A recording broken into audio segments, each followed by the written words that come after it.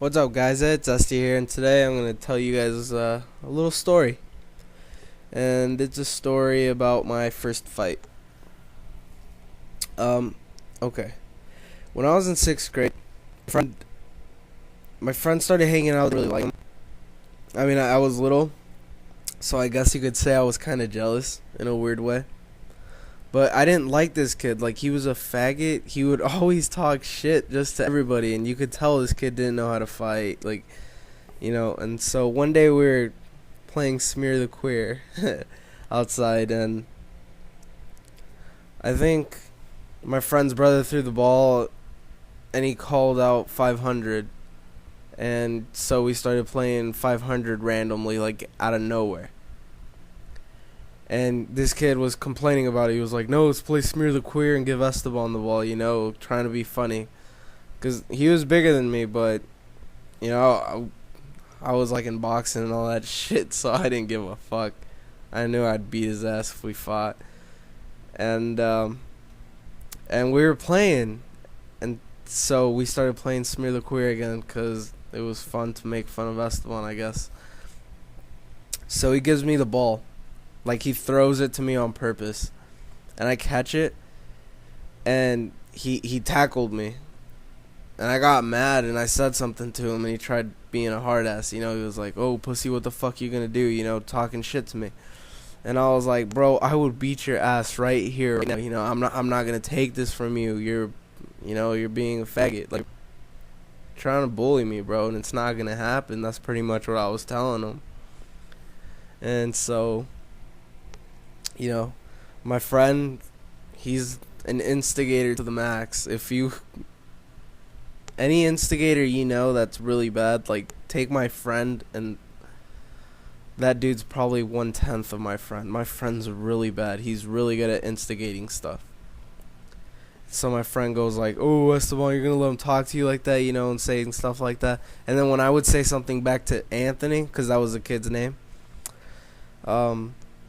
when I would say something back to him, then my friend would be like, oh, or, oh, Anthony, you're going to let him talk to you like that, and just, it would go back and forth until I was like, dude, you talk a lot of shit, let's fight, let's fight right here, and he was like, okay, so I was like, alright, come at me. I didn't say it like that because those weren't the terms we used back then, but I was telling him much to, come at me. And so we started fighting. Not really started fighting, but I kind of wrestled him a little. I didn't really want to hurt him because our neighbor was outside trying to stop it the whole time. And our neighbor's dead now, but he died of, well, he wasn't my neighbor. He's not my neighbor anymore. He used to be my neighbor. But he died of cancer or whatever. God rest his soul. Rest in peace, Bob. But he was a dick. Like, that dude was an asshole. And so he was yelling at us. He was like, stop fighting, you little kids, And so Anthony started throwing punches, and I was like, alright, like, I'm going to have to defend myself. He hit me. He hit me hard. I'm not going to lie to you. It hurt. Like, I was like, oh, dang. Like, it hit me. He hit me in the head. I was dazed for, like, maybe, like, 3 seconds. And in a fight, that's a long time, In a fight, 1 second of being dazed, that's dangerous. Like, you could get your ass beat right there. But I guess I was lucky that he didn't really, capitalize on the moment, I guess. And so I got up. And I wailed on the kid. I went crazy. And then, this is a true story, by the way, so if you don't believe me, like, just fuck off. And so I just hit him, boom, right in his nose, and you heard it just go, like, it wasn't that loud because it's your nose and there's no bones there. It's just, like, marrow. Well, I don't even know what the fuck it is. I just know it's not a bone. And then his nose was all, like, crooked, and it started just gushing blood. So Bob called the cops. We run inside my friend's house, and they're taking care of him. He's like, oh, and he was crying for his older brother because his older brother was there, and he was watching us fight, like, he was like, come on, get him, Anthony, cheering him on. when I was beating that kid's ass. Oh man. And so he was like, "Oh, Esteban broke my nose. Esteban broke my nose." And it was just a fun moment. And the cops came, and I jumped the alley, cause we had an alley where I used to live. So I jumped the alley, and I ran home. And my friend was like, "Oh, he's not here," you know.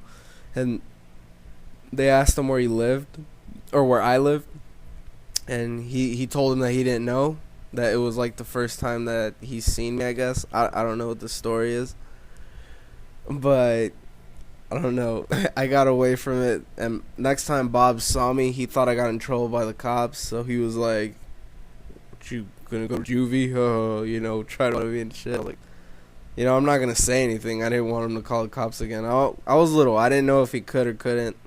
Man, I still don't know if he could or couldn't. But I was just avoiding problems, so I just said, "Fuck you, Bob," and I ran inside my friend's house. That didn't really happen, the "fuck you, Bob" part, but, you know. I went to my friend's house, and then we just talked about it. And, you know, I had a real good childhood. Real good childhood. Just stay tuned to my channel. Be bringing you this type of stuff regularly. Let me know if you guys like this type of stuff. I don't want to be doing it if you guys don't like it, you know. Alright, guys. See ya.